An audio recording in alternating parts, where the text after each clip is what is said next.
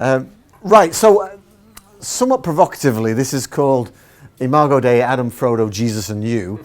Imago Dei is a part of the new framework for the GCSE particularly, and it's in all the various syllabi, AQA, EDUCAS and EdExcel, etc., OCR. And I just want to do a few pointers on this. It's really a way of going at that, because Imago Dei doesn't just come up in terms of doctrine, it comes up everywhere. It comes up in the creation, it comes up in looking at salvation, it comes looking at incarnation, it comes up when looking at eschatology, eternal life, etc. And that's just the doctrine section. That's before you get on to issues to do with relationships and family, war and peace, or whatever else, the thematic parts that you're going to be looking at. The notion that human beings are made in the image of God is key to doctrinal and moral verities, certainly in the Catholic tradition and the broader Christian tradition, I would submit. Okay, now to help us get into this, I'm going to call upon the help of Russell Crowe, if that's all right by you. And this is, let me see if I can just, if I go to, how can this clip come up? I've got to be careful that, it's on Firefox, you might be right, yeah. Sorry. Here we go. This, I think, is a good example of how to teach it at the start.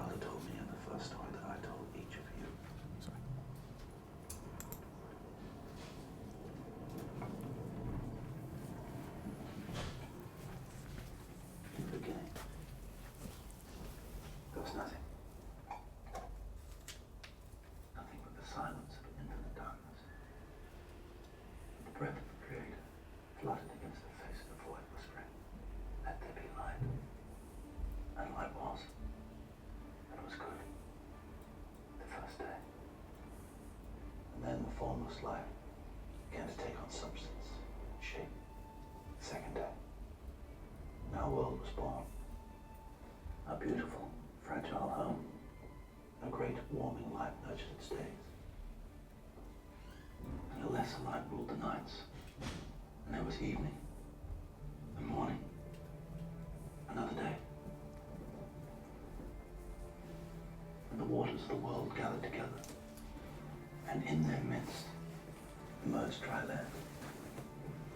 Another day passed. And the ground put forth the growing things, a thick blanket of green stretching across all creation.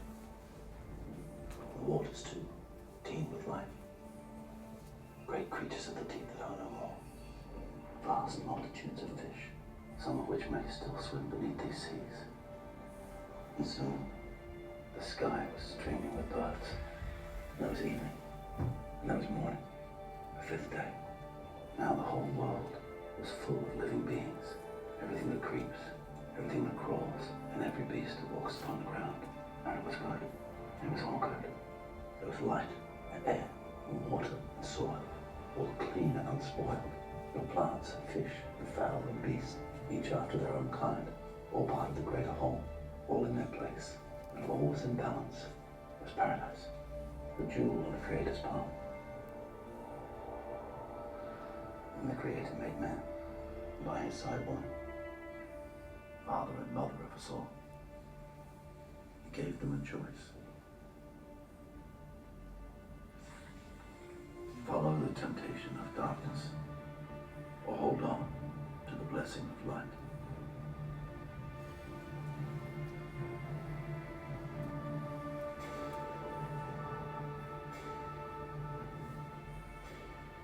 They ate from the forbidden fruit. Their innocence was extinguished. So for the 10 generations since Adam's sin has walked within us. Brother against brother. Nation against nation. Man against creation. We murdered each other. We broke the world. We did this. Man did this. everything that was beautiful, everything that was good, we shattered. Now, it begins again.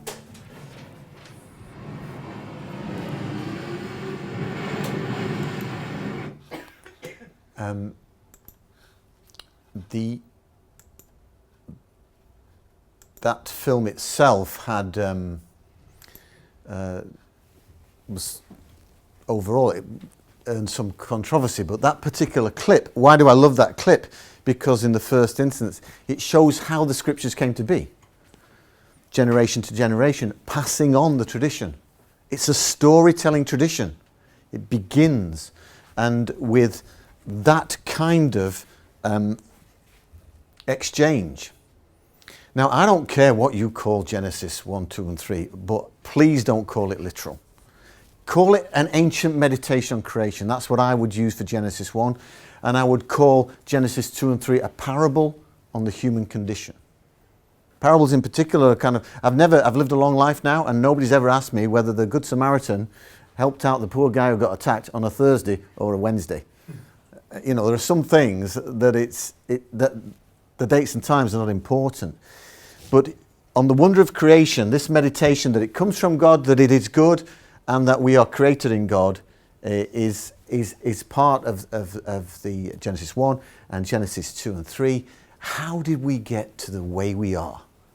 Why are we in the state we're in?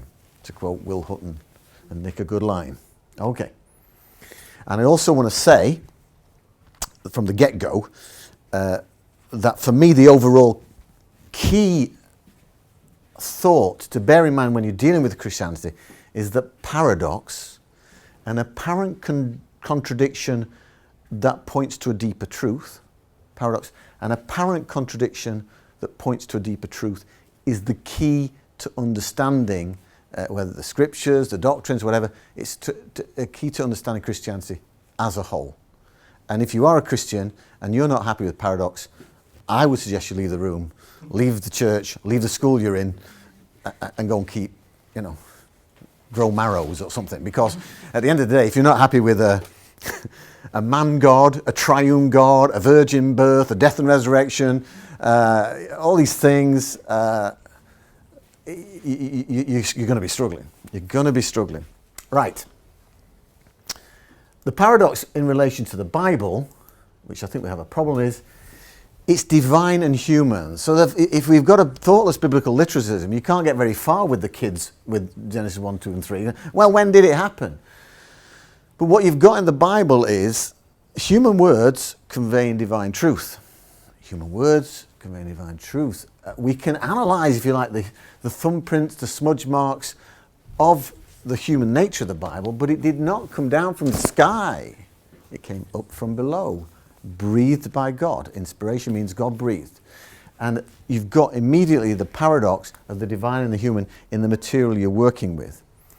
Now, it's a library of different literature, law, history, prayer, but in the beginning, think of it as an meditation on it's not a chronology of the Big Bang. Oh, what happened to my thing there? What's happened there? Have I just made it too big? Press escape. It's not a chronology of the Big Bang. I can't understand why otherwise intelligent people read every part of the Bible literally. They would never do that. If you said to them Richard the Lionheart was a very good English king, they wouldn't imagine him having the ventricles of a scary cat. So why can you be poetic in history and you can't be poetic in Bible and symbolic, etc.? But that's where we are. Now, wonder at creation is common, not contested ground. Natural philosophy, science should be called natural philosophy. Natural theology is biblical. The Bible talks about the wonder of creation. But what is the message of all that? It's the message of Genesis. Reality is relational. It's God created, God loved. It's God. It is, in that broader sense, a graced arena. And likewise, humanity is created in God's own image. The Imago Dei, loved, blessed, fruitful, and co-creative. That's how the Bible portrays the creation of humanity. Now, I'll throw you this slide. Andy will get it to you. Take a quick photo of it, Andy, because I don't want to stay with it. But I want to just en passant to say that's Augustine on the literal meaning of Genesis, and he's castigating people who take it literally. And he says, it's disgraceful and a dangerous thing for an infidel to hear a Christian, presumably given the meaning of Holy Scripture, talking nonsense on these topics like creation.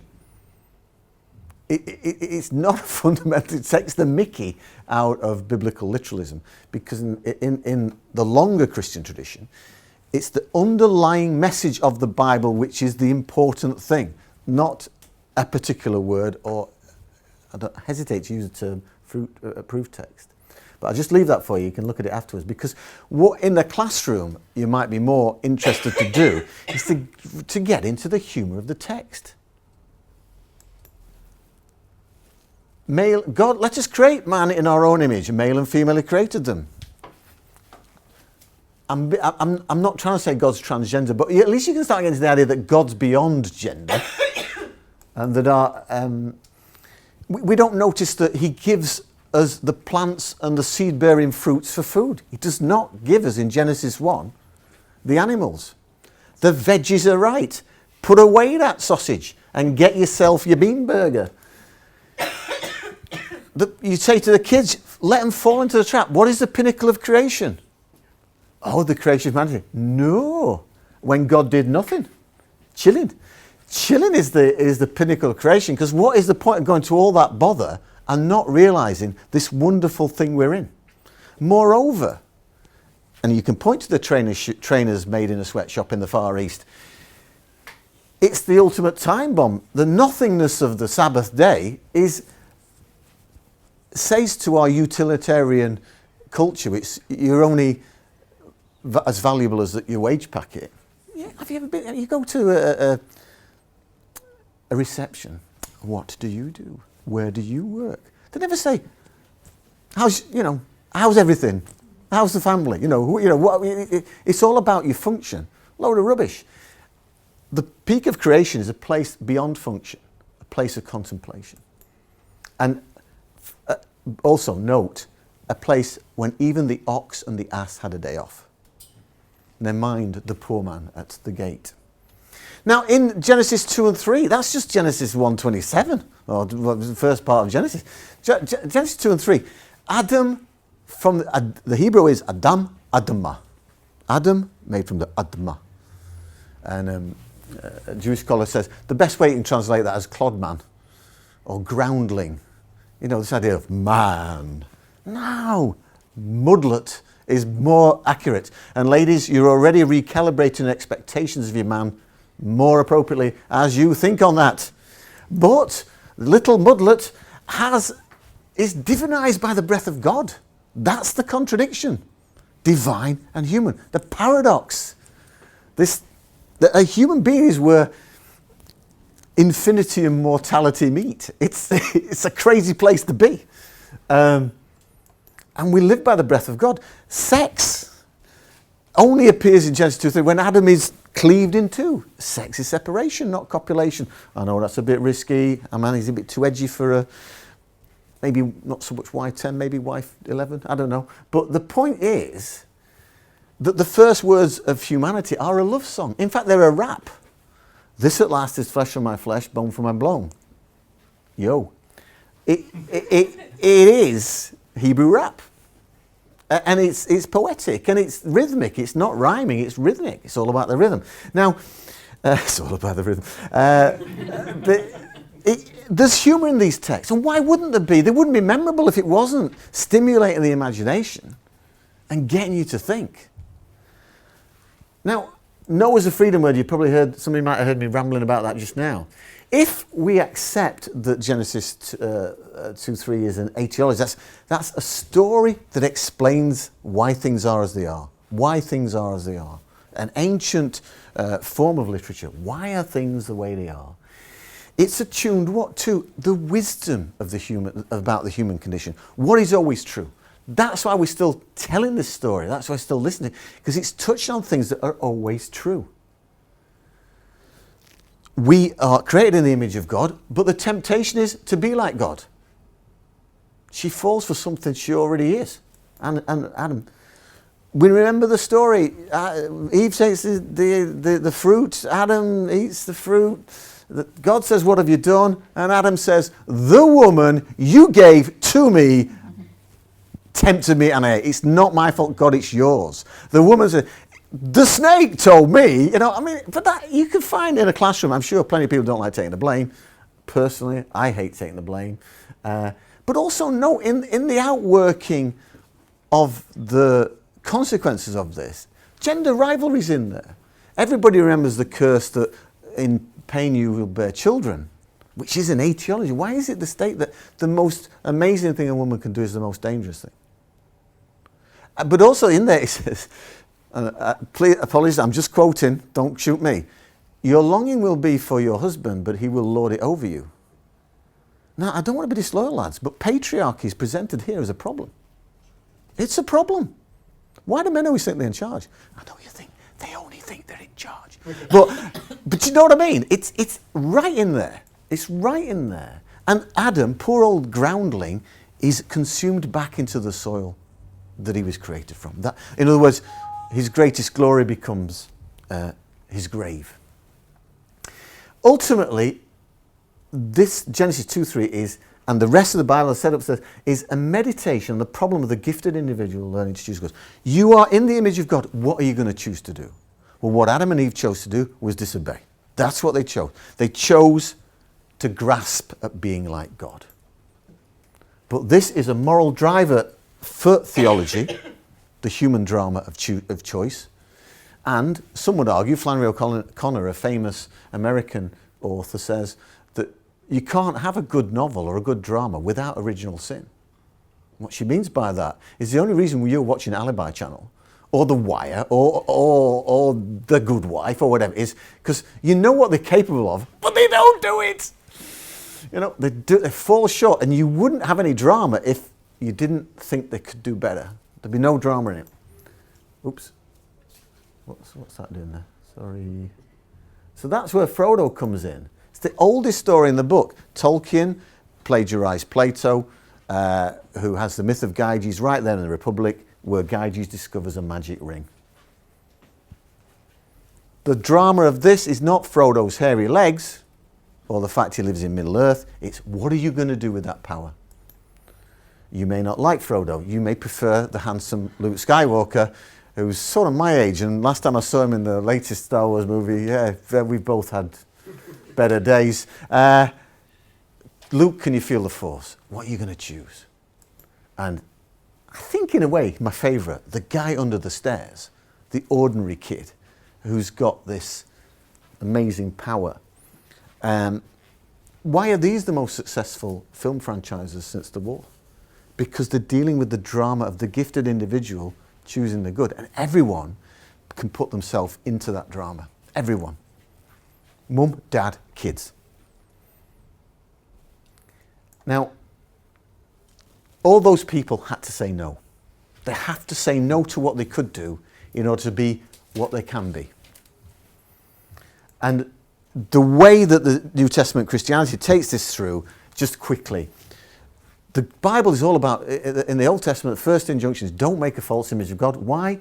Because God, in the fullness of time, will reveal God's self in a human being. We'll go from a clod man to a clod God.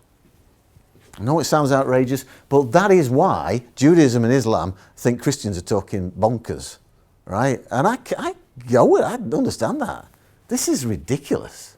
It's outrageous. In the beginning, in John 1 is deliberately according to my Genesis in the beginning. Yeah? What does he get to? 1:14, and then this word that is creator of all becomes flesh. The one nearest the Father's heart. No one knows God. The one nearest the Father's heart has made him known. And in this sense, Jesus becomes the one who images humanity to itself. How should human beings be? You're made in the image of God. God in the image of humanity will reveal you to you. Jesus is the cipher. You might go and watch the film on Alan Turing. That just broke the Enigma code. This breaks the code of human life. That's what this is about. Now, if you want to see how John what did Jesus call himself? Son of God? No, Son of Man. Who?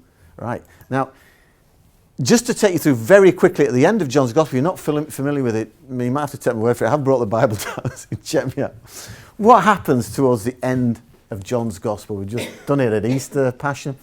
In the garden, he undoes the damage of Adam. He's arrested with lamps in a garden. The light of the world, they come in the darkness to arrest the light of the world. He's exiled by humanity, just as Adam and Eve were exiled from the Garden of Eden. Jesus is taken out of the city. What happens? He's killed on a tree of death. The opposite of tree of life, it's the tree, the cross, is an instrument of execution. But then he's buried in a garden, and you're supposed to go, a garden. In an unused tomb. So it's a fresh start. And then he rises in this garden, just as Adam was put to sleep and rises, if you like, to a new reality. And he, the man, comes to the lonely woman. It's the woman who's feeling bereft and tearful. She thinks, he's the gardener. That's what Adam was. Do you get it? The new Adam in the garden with the woman looks like a gardener. That's what Adam was.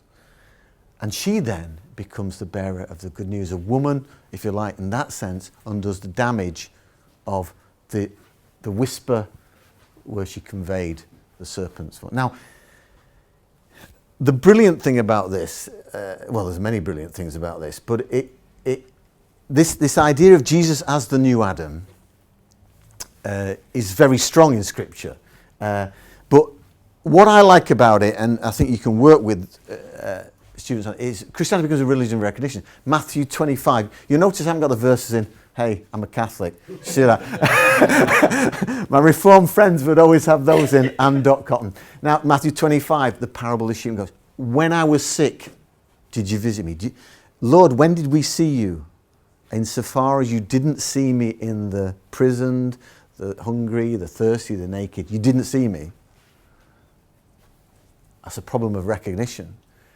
Luke 24, Emmaus, they didn't see him until they broke the bread, which opened their eyes. That's an allusion to communion. Paul in 1 Corinthians, again a communion context. How can you drink the cup and partake in the bread without recognizing Christ around you? Romans 5, Paul, meditation on the notion of the new Adam. Very powerful. John 1, the first letter of John. How can you say you love the God you don't see when you hate the brother that you do see? You can't do this. You can't have this notion of Jesus as the new Adam without having to change the way you look. Change the way you see. Oh, that you have eyes to see. The consequences of Adam's sin is death. The obedience of the new Adam, Jesus Christ, is life, resurrection life, the promise of eternal life to those who believe. The risen Jesus is therefore imaged in humanity. So what about you? Again, it comes back to the inner drama. Life is the sum of your choices. Are you going to be like the old Adam? Are you going to be like the new Adam? You are a gifted individual. What will you choose? Thank you.